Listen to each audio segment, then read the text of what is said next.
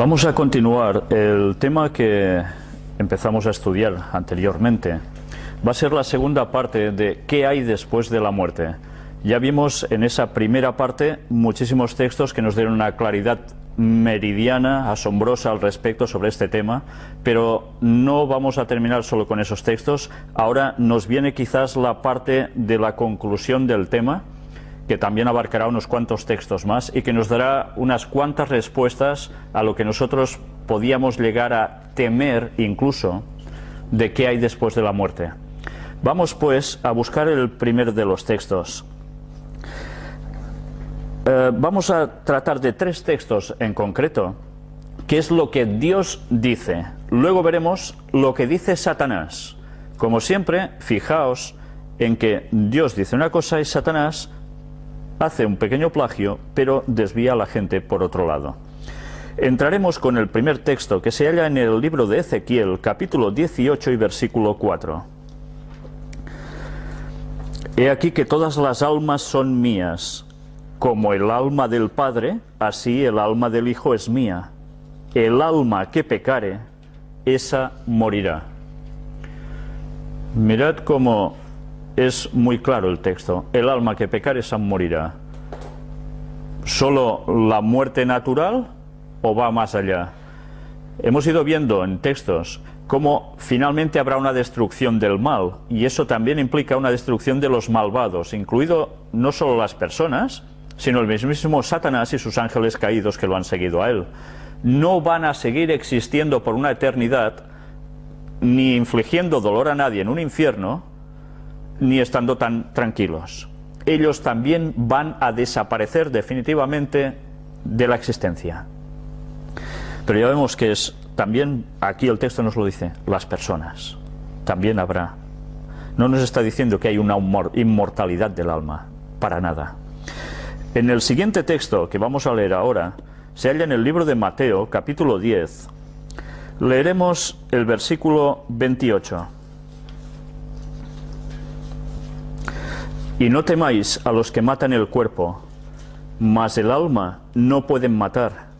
Temed más bien a aquel que puede destruir el alma y el cuerpo en el infierno. El infierno, recordemos, no es el lugar final que cuando todo el mundo se muere, los malos se van quemando continuamente por la eternidad. No, ya vimos que no es así el significado de infierno, sino que va a ser una destrucción definitiva del mal, que va a durar más o menos tiempo, pero va a cesar finalmente cuando haya cumplido su objetivo. Pero miremos cómo nos dice destruir el alma y el cuerpo, toda la persona en sí. La parte mental y espiritual de la persona y también el físico. Todo va en conjunto. Por tanto, Dios puede destruir eso. No hay un alma inmortal para siempre, si Dios no lo quiere. Y otro texto que se halla en el libro anterior, el último del Antiguo Testamento, que es el libro de Malaquías, capítulo 4, versículos del 1 al 3.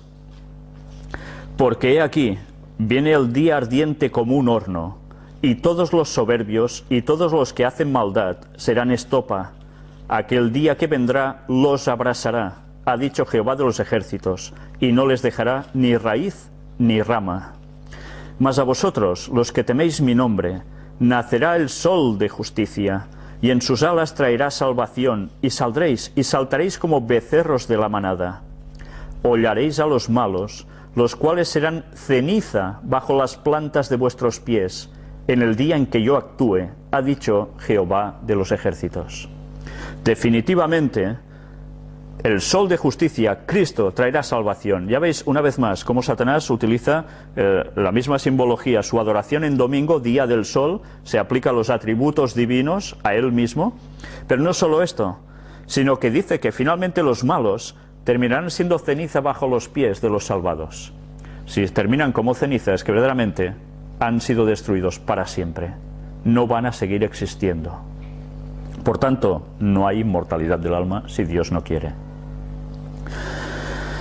Pero bien, veamos ahora una vez más los engaños satánicos. Hemos visto lo que nos dice Dios, pero ¿qué nos dice Satanás? Leamos en Génesis capítulo 3, el versículo 4. Entonces la serpiente dijo a la mujer: no moriréis. ¿Os dais cuenta? La gran diferencia entre lo que dice Dios y Satanás al final, ¿dónde está?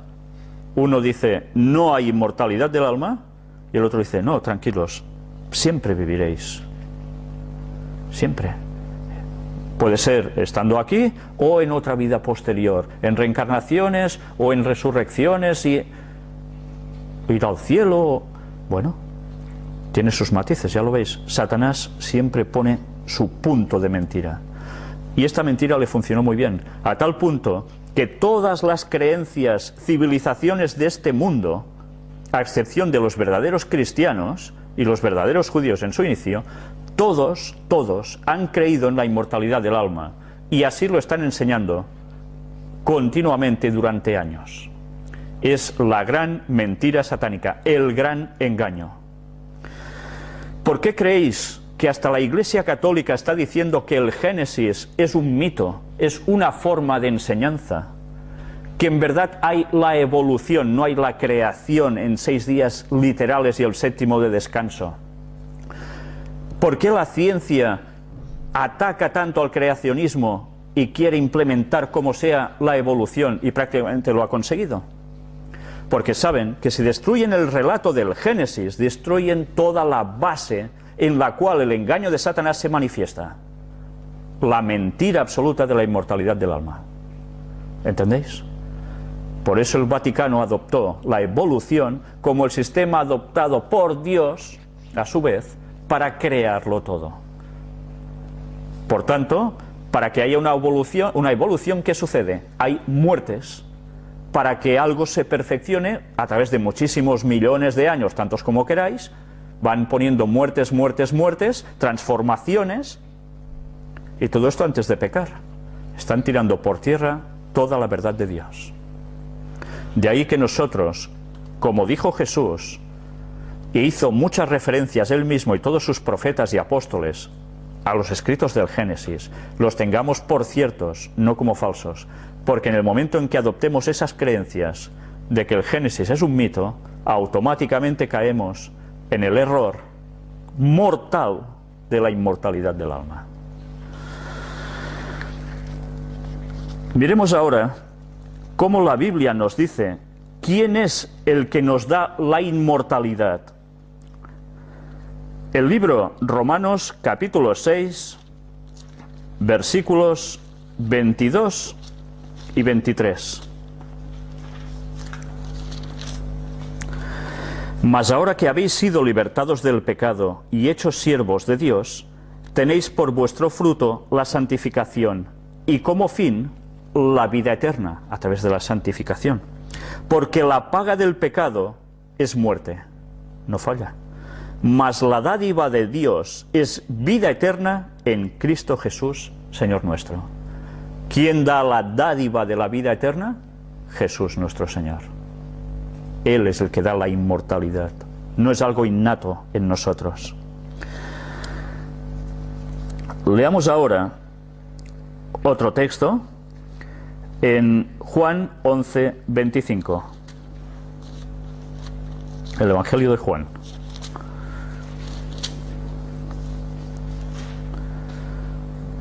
Le dijo Jesús: yo soy la resurrección y la vida. El que cree en mí, aunque esté muerto, vivirá. Él es el que resucita a las personas, es el que da la vida para siempre. Leamos ahora en el libro de Segunda de Timoteo, capítulo 1 y versículo 10.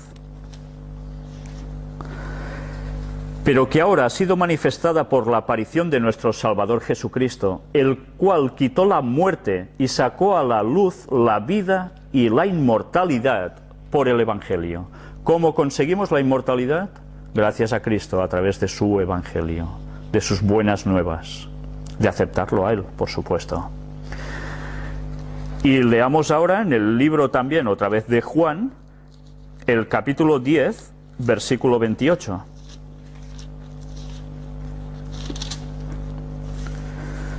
Y yo les doy vida eterna, y no perecerán jamás, ni nadie las arrebatará de mi mano. No tener una duración de vida sería terminar esa vida. Él nos dice que será vida para siempre, no tendrá terminación jamás.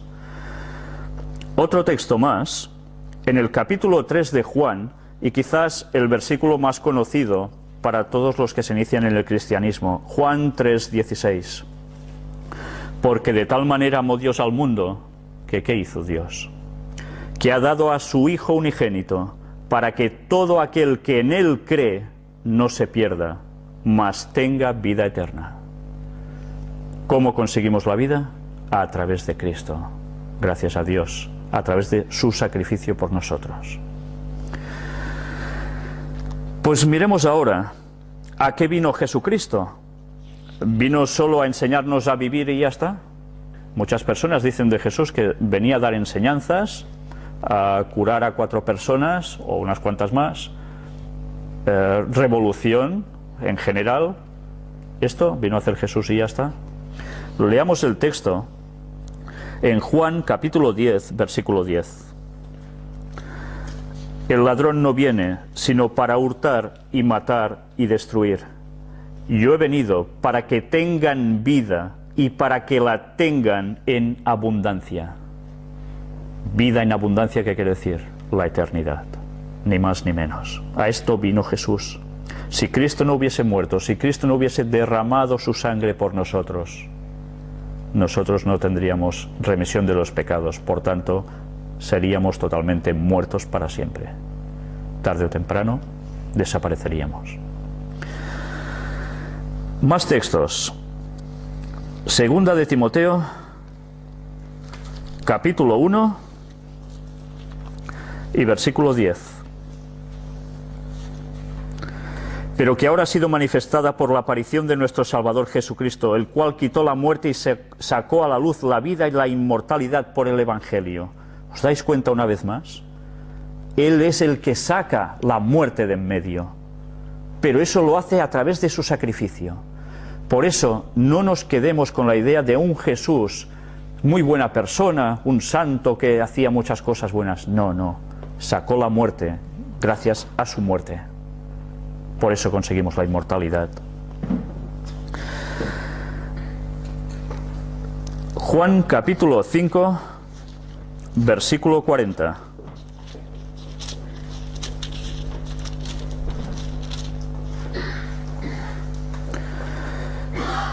Y no queréis venir a mí para que tengáis vida. Estas palabras de Jesús son tremendas. ¿Sabéis? Cuando habláis con personas y os dicen precisamente que Jesús era eso, si existió, y ya está, están rechazando lo mayor que pudo haber hecho Dios por nosotros, y era dar a su Hijo por nosotros. Si nosotros rechazamos todas las evidencias que tenemos de que Cristo existió, que Cristo hizo lo que hizo por nosotros, porque además ignoramos o queremos saltarnos todas las profecías bíblicas al respecto, estamos sentenciados, porque nosotros despreciamos lo que Dios ha hecho por nosotros. No nos importa lo que tú hagas, Dios, eso no quiero saber nada. Jesús viene en la cruz, muere por ti y tú dices, me da igual. ¿Nos puede dar la salvación Dios si no queremos estar unidos a la fuente de vida que es Él? Es imposible, estamos condenados, porque queremos condenarnos, no porque Él nos quiera condenar. Somos nosotros los que nos desconectamos. No tenemos vida propia, la vida nos la da Él.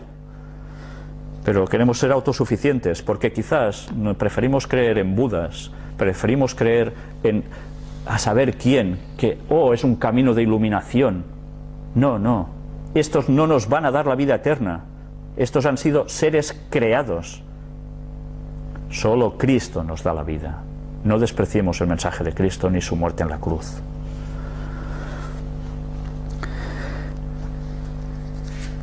En el mismo capítulo de Juan, en el capítulo 5, leemos el versículo 24. De cierto os digo, el que oye mi palabra y cree al que me envió, tiene vida eterna, y no vendrá condenación, mas ha pasado de muerte a vida, por creer en Cristo. Otro texto aún más, Libro de los Hechos de los Apóstoles, capítulo 4, versículo 12. Y en ningún otro hay salvación, porque no hay otro nombre bajo el cielo dado a los hombres en que podamos ser salvos. No hay otro nombre, solo el de Jesús, nadie más. No busquemos sucedáneos, ya se encarga de eso Satanás, ¿verdad? De buscar sucedáneos a Jesús. Y además, si llega a hacer que las personas admitan a Jesús, lo admiten como un maestro ascendido, como, bueno, alguien más que ha llegado a una cota de iluminación. No, Jesús no es esto. Jesús es nuestro creador, es Dios. Hay una gran diferencia entre las dos cosas. Pero ya se sabe, Satanás no se va a quedar quieto nunca, hasta que Cristo termine con él.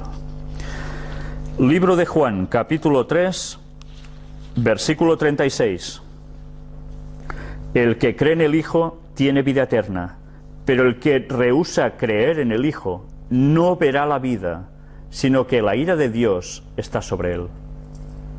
Dios se puede quedar exactamente igual si da la vida de su Hijo para que te salve y tú lo rechazas totalmente, si tú mismo lo estás clavando en la cruz una vez más porque lo estás despreciando, porque a ti te interesa que no te salve, porque claro, si eres consciente y quieres que te salve, tú deberás hacer unos cambios en tu vida, tú deberás guardar 10 mandamientos, tú deberás tener la fe de Jesús, tú deberás cambiar tu vida, algún detalle. Siempre hay un pequeño detalle que, como no está en consonancia con los mandamientos de Dios, prefiero omitir y decir que Jesús era cualquier cosa menos mi creador, el que vino a morir por mí para que yo sea salvo. ¿Creéis que Dios se puede quedar indiferente ante eso? Imaginaos que vosotros dais a vuestro hijo por una persona que se está muriendo y la otra persona, cuando se ha muerto ya tu hijo, encima diga: ¡qué tonto!, y lo desprecie. ¿Creéis que ese padre se quedaría igual por salvar la vida del otro? El Padre es justicia también. Eso forma parte del carácter de Dios. Si nosotros no queremos ser salvos, Dios no nos va a salvar. Pero bien, cada uno decide por sí mismo. Leamos ahora quién es el que en verdad es el único inmortal. No hay otro. El único inmortal. Primera de Timoteo, capítulo 1, versículo 17. Por tanto, al Rey de los siglos, inmortal, invisible, al único y sabio Dios, sea honor y gloria por los siglos de los siglos. Amén. El único inmortal, ¿quién es? Dios. Ya le gustaría a Satanás ser inmortal, ¿eh? Ya le gustaría. Pero no puede. Depende de Dios. Él es creado. En el mismo libro de 1 de Timoteo, leamos ahora el capítulo 6, versículos del 13 al 16. Te mando delante de Dios, que da vida a todas las cosas, y de Jesucristo, que dio testimonio de la buena profesión delante de Poncio Pilato, que guardes el mandamiento sin mácula ni reprensión, hasta la aparición de nuestro Señor Jesucristo, la cual a su tiempo mostrará el bienaventurado y solo soberano, Rey de reyes y Señor de señores, el único que tiene inmortalidad, que habita en luz inaccesible, a quien ninguno de los hombres ha visto ni puede ver, al cual sea la honra y el imperio sempiterno. Amén. Los textos son muy claros, ¿verdad?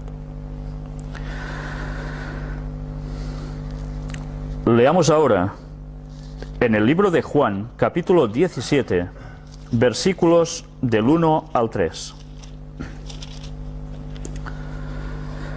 Estas cosas habló Jesús, y levantando los ojos al cielo dijo: Padre, la hora ha llegado, glorifica a tu Hijo, para que también tu Hijo te glorifique a ti, como le has dado potestad sobre toda carne, para que dé vida eterna a todos los que le diste. Y esta es la vida eterna, que te conozcan a ti, el único Dios verdadero, y a Jesucristo, a quien has enviado. Jesús es contundente, ¿verdad? No nos quedemos solo con este texto. Leamos ahora en la epístola de Juan, en la primera de Juan, capítulo 5, versículos 11 y 12. Y este es el testimonio, que Dios nos ha dado vida eterna, y esta vida está en su Hijo. El que tiene al Hijo, tiene la vida. El que no tiene al Hijo de Dios, no tiene la vida. No hay más, o blanco o negro. O tienes a Jesús en tu vida y tendrás la vida eterna, o nada de nada, todo lo contrario. Por tanto, al ver todo esto, ¿qué nos lleva a pensar a nosotros? ¿Qué debemos buscar nosotros? Libro de Romanos, capítulo 2, versículo 7. Vida eterna a los que, perseverando en bien hacer, buscan el ¿qué? Gloria y honra, ¿y qué más? E inmortalidad. Nosotros, ¿qué debemos buscar? Inmortalidad. Pero ¿cómo la podemos buscar esa inmortalidad? ¿Yendo a otra fuente? ¿O a la fuente que nos da la inmortalidad de verdad? Normalmente la tendencia es ir a todas las otras fuentes, que son muchas, pero que en verdad tiene un mismo foco común, un mismo origen, y es Satanás. Solo hay otro caño, es otra fuente donde sale la vida eterna, y esa es la de Dios, la de Cristo. Pero nosotros debemos buscar la inmortalidad. Si nosotros debemos buscar la inmortalidad, ¿qué quiere decir? Que no la tenemos innata, ¿no? Por tanto, ¿quién puede decir que la inmortalidad bíblicamente existe? Si ya con este texto es suficiente para ver que no es así. Juan 14, versículo 6. Jesús le dijo: yo soy el camino y la verdad y la vida. Nadie viene al Padre sino por mí. Solo a través de Él podemos ir al Padre y obtener ¿el qué? La vida eterna. Por tanto, no hay inmortalidad innata. Concluyendo, vamos a terminar con unos cuantos textos. No sé si recordáis que nosotros, como nos dicen los textos, debemos ser unánimes. ¿Sabéis qué significa ser unánimes, no? De un mismo sentir, de una misma alma.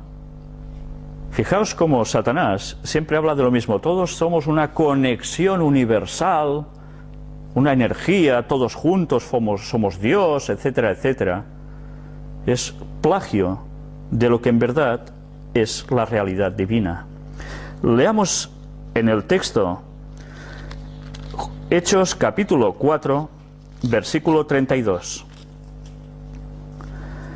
Y la multitud de los que habían creído era de un corazón y un alma, y ninguno decía ser suyo propio nada de lo que poseía, sino que tenían todas las cosas en común.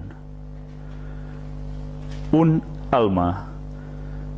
Si todos somos un alma, ¿en qué sentido lo está diciendo bíblicamente? De un mismo sentir, con una misma creencia, que esto es importantísimo para que no haya divisiones entre el pueblo de Dios. Y evidentemente con el mismo espíritu, evidentemente, porque si no hay ese mismo espíritu en todos, el espíritu de verdad, el cual nos guiará toda la verdad, discrepancias entre nosotros. Y la desunión entre los cristianos hace perder el poder del Evangelio. Mucha responsabilidad tenemos en esto. Pero ya veis que la acepción aquí de alma, todos juntos como un alma, difiere también de la otra creencia de que automáticamente cuando nos morimos sale un alma etérea dentro de nosotros y se va a algún sitio. ¿Veis los distintos conceptos de alma también en la Biblia? Podríamos hacer lo mismo buscando las otras palabras, espíritu, etcétera, etcétera. Tienen muchas acepciones, pero jamás de un ser etéreo dentro nuestro que se va a algún sitio cuando nos morimos. Jamás.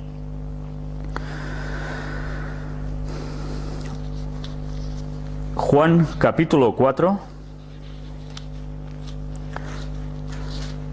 versículos del 20 al 24.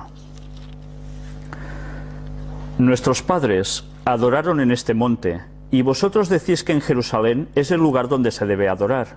Esta era la conversación entre Jesús y la samaritana.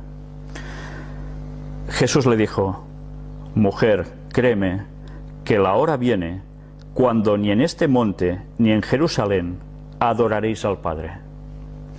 Vosotros adoráis lo que no sabéis, nosotros adoramos lo que sabemos, porque la salvación viene de los judíos. Estad atentos a estas palabras, porque más adelante, si Dios quiere, en la nueva saga de conferencias que hemos de tratar sobre la importancia de los judíos en el tiempo del fin, hablaremos muy en concreto de todo esto.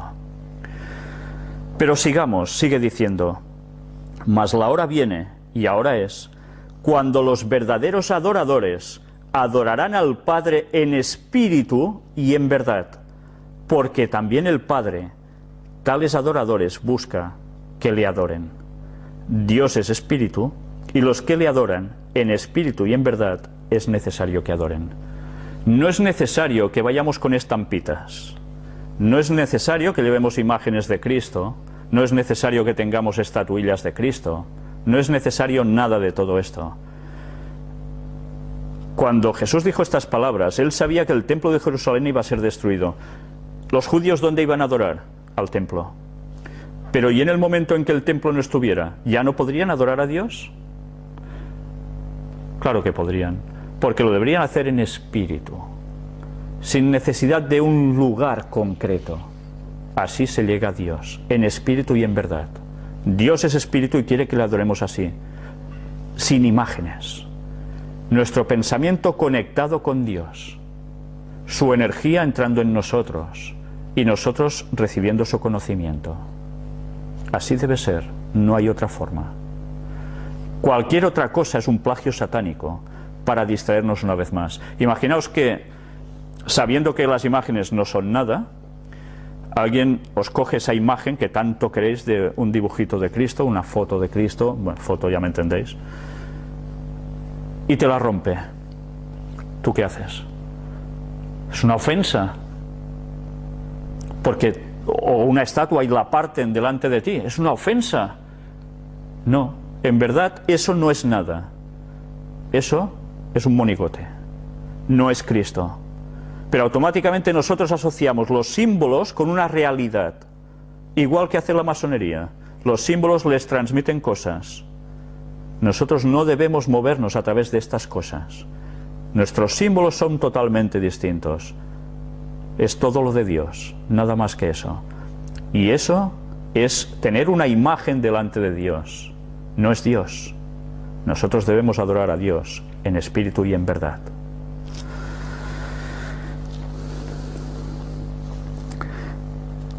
Busquemos ahora ese engaño satánico que hace que prácticamente la mayor parte de población de este mundo está sucumbiendo y va a seguir sucumbiendo aún más hasta el mismísimo final.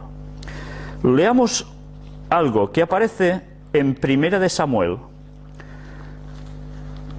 capítulo 28, y que es un relato que vamos a leer prácticamente entero, versículos del 3 al 20.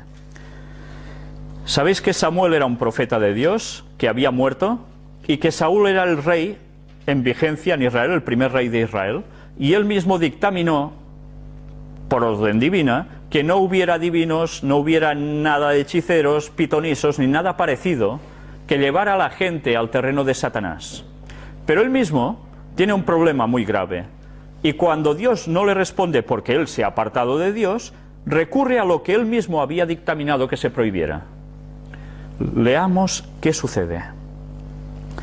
Ya Samuel había muerto, y todo Israel lo había lamentado, y le habían sepultado en Ramá, su ciudad, y Saúl había arrojado de la tierra a los encantadores y adivinos. Se juntaron pues los filisteos, y vinieron y acamparon en Sunem, y Saúl juntó a todo Israel, y acamparon en Gilboa. Y cuando vio Saúl el campamento de los filisteos, tuvo miedo, y se turbó su corazón en gran manera. Y consultó Saúl a Jehová, pero Jehová no le respondió, ni por sueños, ni por Urim, ni por profetas. ¿Sabéis? Urim, Tumim, dos piedras que llevaban los sacerdotes, puestas aquí, ante una pregunta a Dios, se iluminaba una u otra, como diciendo un sí o un no, ni así se le respondía ya a Saúl. Dios le había cortado la conexión. Porque él la había cortado. Evidentemente fue Saúl el que la quiso cortar. Entonces Saúl dijo a sus criados: buscadme una mujer que tenga espíritu de adivinación, para que yo vaya a ella y por medio de ella pregunte. Y sus criados le respondieron: he aquí hay una mujer en Endor que tiene espíritu de adivinación. ¿Os acordáis en la Guerra de las Galaxias? Endor aparece como un planeta también. Bueno, ¿por qué? Ya sabéis, porque quien hizo esas películas estaba puestos precisamente en el lado oscuro, ya me entendéis, ¿verdad? Y se disfrazó Saúl y se puso otros vestidos y se fue con 2 hombres y vinieron a aquella mujer de noche y él dijo: yo te ruego que me adivines por el espíritu de adivinación y me hagas subir a quien yo te dijere. Me hagas subir a quien yo te dijere. ¿Qué estaba diciendo Saúl con esto? Que le pedía que le hiciese subir a un muerto. Ya veis el concepto de Saúl, desesperado. Dios no le responde. ¿A qué acude? Al espiritismo, a Satanás. Y la mujer le dijo: he aquí tú sabes lo que Saúl ha hecho, cómo ha cortado de la tierra a los evocadores y a los adivinos. ¿Por qué pues pones tropiezo a mi vida para hacerme morir? Esta señora era adivina, pero ya veis, como diría el chiste, vaya birria de adivina, que no sabía que era Saúl el que le estaba preguntando, ¿no? Entonces Saúl le juró por Jehová diciendo: vive Jehová, que ningún mal te vendrá por esto. La mujer entonces dijo: ¿a quién te haré venir? Y él respondió: hazme venir a Samuel. ¿A un muerto? Y viendo la mujer a Samuel, clamó en alta voz, y habló aquella mujer a Saúl diciendo: ¿por qué me has engañado? Pues tú eres Saúl. Y el rey le dijo: no temas. ¿Qué has visto? Y la mujer respondió a Saúl: he visto dioses que suben de la tierra. Dioses que suben de la tierra. Ella entiende que es el que se aparece allí, el que ella ve como medium, es Samuel. Ella lo deduce que es Samuel. ¿Era realmente Samuel? Ya hemos visto por textos bíblicos que no podía ser Samuel. ¿Y qué hace entonces Saúl? Él le dijo: ¿cuál es su forma? Mirad, la pregunta de Saúl: ¿cuál es su forma? Y ella respondió: un hombre anciano viene, cubierto de un manto. Saúl entonces entendió que era Samuel, y humillando el rostro a tierra hizo gran reverencia. Ella no sabía que en verdad ese hombre era Samuel, teóricamente ese hombre que se aparecía. Lo describe como es. Saúl automáticamente lo relaciona ¿con quién? Con Samuel. ¿Satanás qué hace? O uno de sus ángeles en esos momentos. Aparece ante la medium, porque Saúl no lo está viendo en esos momentos, aparece en una forma similar a como era Samuel. Verdadero engaño, magistral engaño. Saúl entonces entendió que era Samuel y humillando el rostro a tierra hizo gran reverencia. Además se inclina ante un demonio.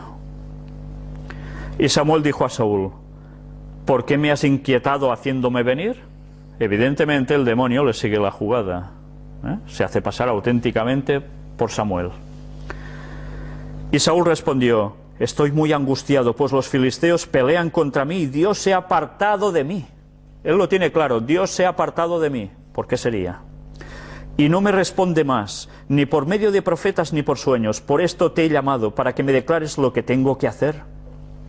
Entonces Samuel dijo: ¿y para qué me preguntas a mí si Jehová se ha apartado de ti y es tu enemigo? Jehová te ha hecho como dijo por medio de mí, pues Jehová ha quitado el reino de tu mano y lo ha dado a tu compañero David. Ya veis que este demonio se apropia totalmente de la personalidad de Samuel, de la conversación que habían tenido, de todo. Como tú no obedeciste a la voz de Jehová, ni cumpliste el ardor de su ira contra Amalec, por eso Jehová te ha hecho esto hoy. El diablo lo sabía muy bien, porque se había apartado Dios de Saúl. Y Jehová entregará a Israel también contigo en manos de los filisteos. Y mañana estaréis conmigo ¿Qué le está diciendo? Le está profetizando el demonio que Saúl terminaría como Samuel, muerto. Tú y tus hijos.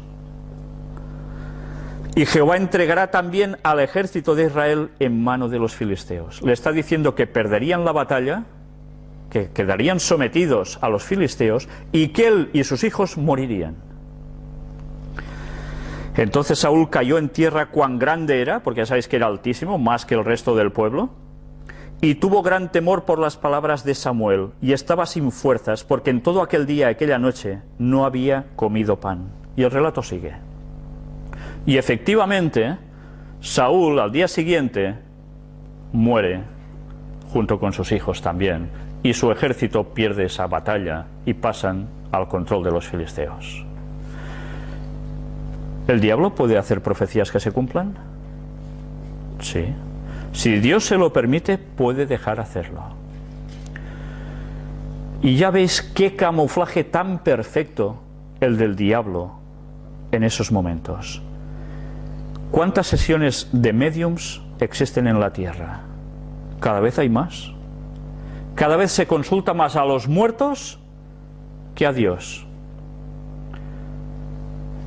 ¿No se está pidiendo también en el catolicismo intercesión a los muertos? ¿A la Virgen y a los santos? Si están muertos, entonces es invocar a muertos. Hay que invocar a Dios y estar unido a Dios, que es la fuente de vida. El resto ya sabemos por todo lo que hemos visto hasta ahora que están muertos y enterrados y son polvo. Y hasta que Jesús no vuelva, no hay resurrección de los muertos. Ni la propia Virgen María está en el cielo. No vamos a hablar en detalle sobre la Virgen porque hay mucho tema, eso merece un tema totalmente aparte, pero que conviene que los propios católicos se den cuenta que están siendo engañados por Satanás y por los dirigentes que los están llevando precisamente al espiritismo con sus apariciones. Pero ya veis, Satanás sabe hacer muy bien los engaños, a tal punto que uno está en una reunión de espiritismo y cree realmente que quien se aparece allí es un muerto, un difunto. Y ante eso, ¿qué va a decir la persona? Si está viendo una evidencia, está sintiendo una evidencia, esa persona ya está atrapada por Satanás. Ya va a seguir consultando muertos. O sea, ¿qué va a seguir consultando? Demonios. Y el mundo cada vez va a sucumbir más a estos engaños satánicos. Ellen White escribió que habría un aumento del espiritismo hasta el mismísimo fin. Y eso ya lo vemos en nuestros días, cómo se ha llegado a multiplicar. Esta tarde en la conferencia sobre las puertas dimensionales vamos a hablar también sobre eso, si Dios quiere. Y miremos lo que Satanás puede llegar a hacer, que algunos dicen, no, Satanás es imposible que haga esto, ¿cómo va a hacer esto? Segunda de Corintios, capítulo 11, versículo 14. Y no es maravilla, porque el mismo Satanás se disfraza como ángel de luz. Si se disfraza como ángel de luz, ¿no lo va a poder hacer de una persona que no es ni un ángel? Pues por supuesto que sí, por supuesto. Este es su mayor engaño para el último tiempo, su disfraz. Recordemos qué va a pasar al fin de la historia. ¿Quién va a venir simulando ser Jesús? Con un disfraz, tanto de apariencia física como en actos, como en palabras. El propio Satanás vendrá haciéndose pasar por Jesús.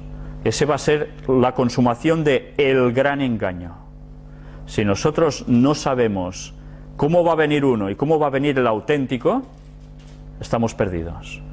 Porque dice que hará caer incluso, si fuere posible, a los escogidos para la salvación. Todo lo que nosotros estamos viendo que acontece a nuestro alrededor, que estamos viendo que es cumplimiento profético del final del tiempo del fin, está marcando precisamente el camino, limpiándolo perfectamente para que haga su aparición Satanás, simulando ser Cristo. Y como la gente no estará afianzada en la Biblia, sino en lo que les dicen desde púlpitos, no buscan por su propia cuenta, no indagan y rechazan la verdad, van a sucumbir. Y quien va a sucumbir va a ser la mayor parte de la población de la tierra. Solo una minoría va a seguir en la verdad de Dios hasta el final. Sufriendo, porque se va a sufrir, pero al final se va a obtener la salvación, la vida eterna.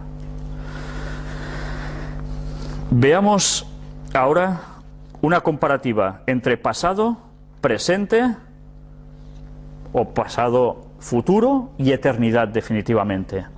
Génesis capítulo 3, versículo 22.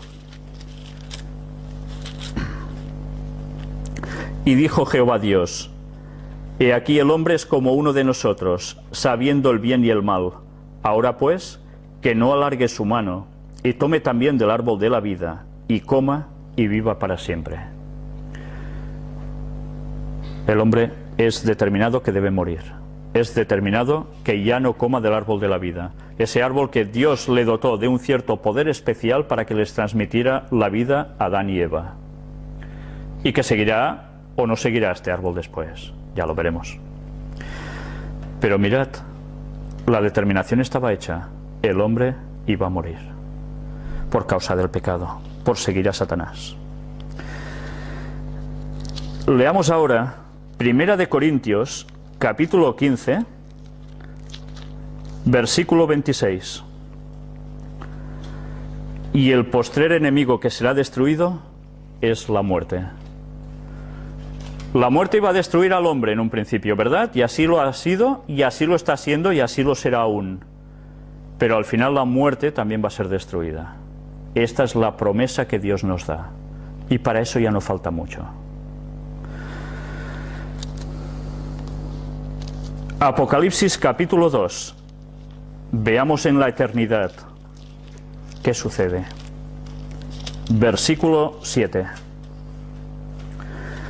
El que tiene oído, oiga lo que el Espíritu dice a las iglesias. Al que venciere, le daré a comer del árbol de la vida, el cual está en medio del paraíso de Dios. Está hablando de la eternidad. El árbol de la vida del cual Adán y Eva debían comer va a seguir siendo el árbol que nos va a suministrar a nosotros la vida eterna, precisamente cuando todo haya terminado, en la eternidad y para la eternidad. ¿Qué quiere decir esto? Que este árbol de la vida sigue existiendo. Recordad las conferencias sobre los antediluvianos. El paraíso fue llevado de la tierra antes de la destrucción del diluvio al cielo. Allí sigue. Y ese mismo huerto va a volver a ser trasplantado a la tierra cuando todo haya terminado, cuando la destrucción de Satanás y todos los malvados sea definitiva. Mejorado aún. Si era perfecto aún, ¿podrá ser más perfecto? Pues lo va a ser. Y allí todos deberemos alimentarnos de ese árbol para poder seguir viviendo eternamente. Y diréis, ¿y qué necesidad tenemos de hacer eso? Dios no puede decir, hala, ir viviendo y ya está. Dios seguirá poniendo en nosotros la prueba de confianza y lealtad a Él. No somos nunca independientes, siempre dependemos de Dios. Y a través de comer de ese fruto, nosotros viviremos siempre. Primera de Juan, capítulo 2, versículo 25. Y esta es la promesa que Él nos hizo, la vida eterna. Tenemos una promesa. Dios puede hablar muchas cosas que pueden acontecer, que algunas nos pueden dejar medio perplejos, casi asustar porque puede haber tribulaciones, pero ¿qué tendremos? La vida eterna, esa es la promesa. Por eso debemos resistir hasta el final. Dios nos va a ayudar a ello. Y, ¿sabéis? Voy a leeros unas citas de Ellen White que precisamente habla, un poco resumiendo todos estos temas. Mirad, son varias citas extraídas de distintos libros suyos, pero que nos sirven como perfecto resumen a todo esto.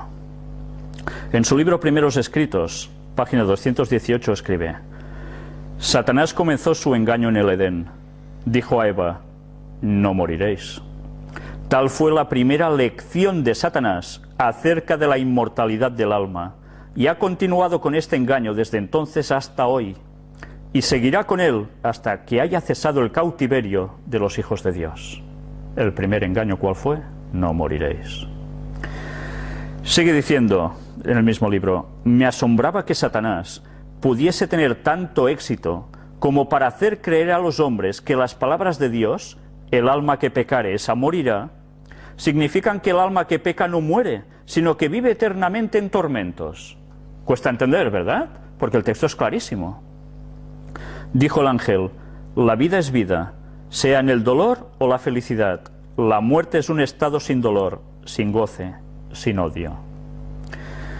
En Joyas de los Testimonios, tomo 1, página 120, escribe: el sermón que Satanás predicó a Eva con referencia a la inmortalidad del alma, no moriréis, lo han reiterado los ministros populares, está hablando no ministros de política, sino del Evangelio, desde el púlpito, y la gente lo recibe como pura verdad bíblica. Tal es el fundamento del espiritismo. La inmortalidad es atributo de Dios únicamente. Y en el Deseado de todas las gentes escribe: para el creyente, Cristo es la resurrección y la vida. En nuestro Salvador, la vida que se había perdido por el pecado es restaurada, porque Él tiene vida en sí mismo para vivificar a quienes Él quiera. Está investido con el derecho de dar la inmortalidad. La vida que Él depuso en la humanidad, la vuelve a tomar y la da a la humanidad, porque Él tiene en sí el don de la vida.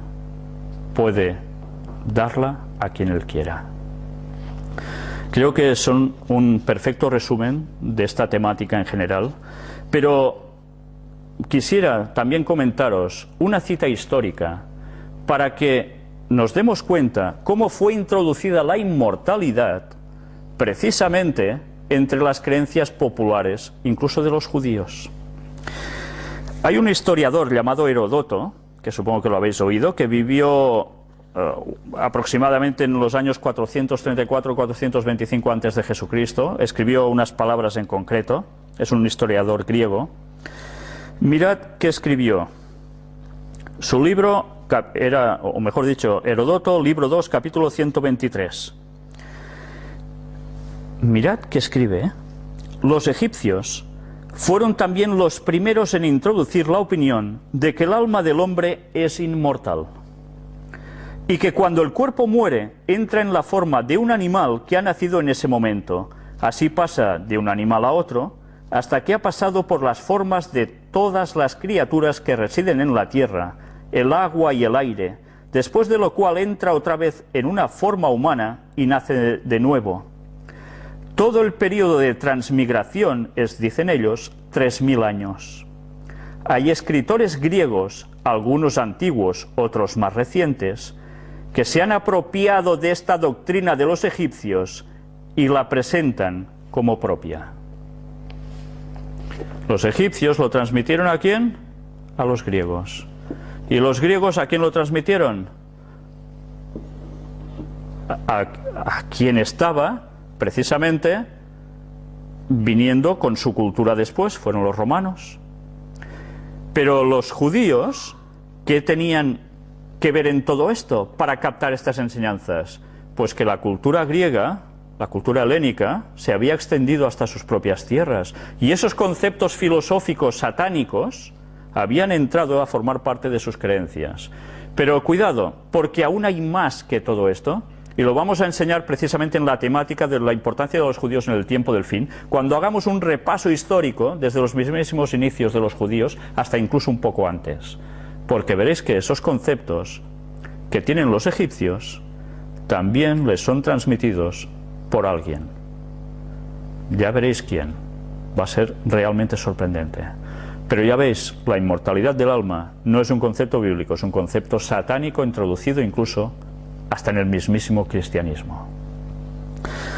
Pero no quisiera dejaros sin antes leer dos textos. El primero se halla en el libro de Zacarías, capítulo 12, versículo 1. Profecía de la palabra de Jehová acerca de Israel.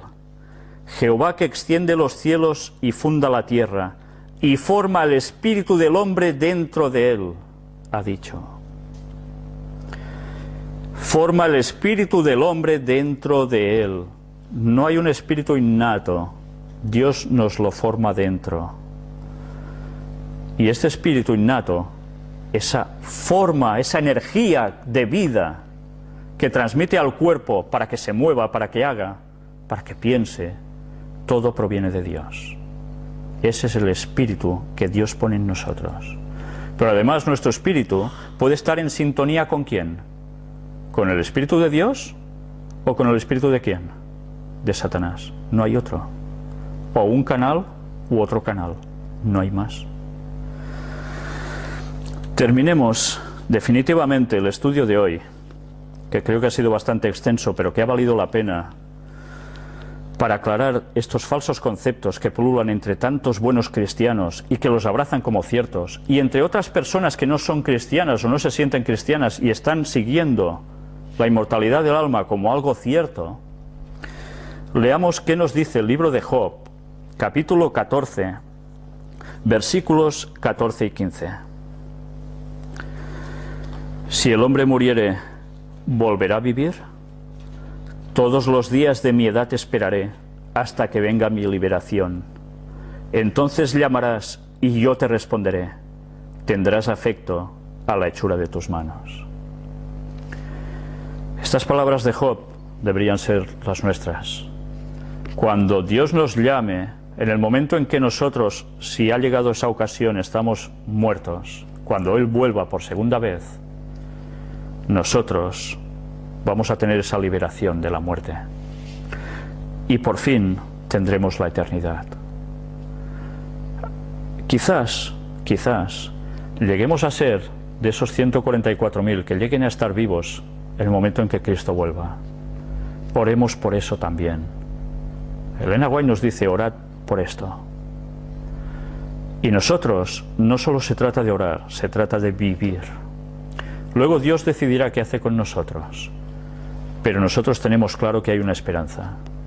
No moriremos para siempre ni vamos a desaparecer para siempre. Y podremos estar con nuestros amados muertos una vez más, si ellos también Dios juzga que van a ser salvos.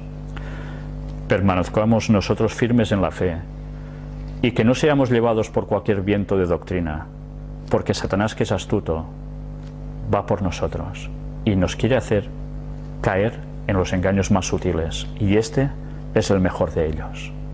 Que Dios nos ayude a caminar rectamente y aceptemos la salvación que nos ofrece para siempre Cristo.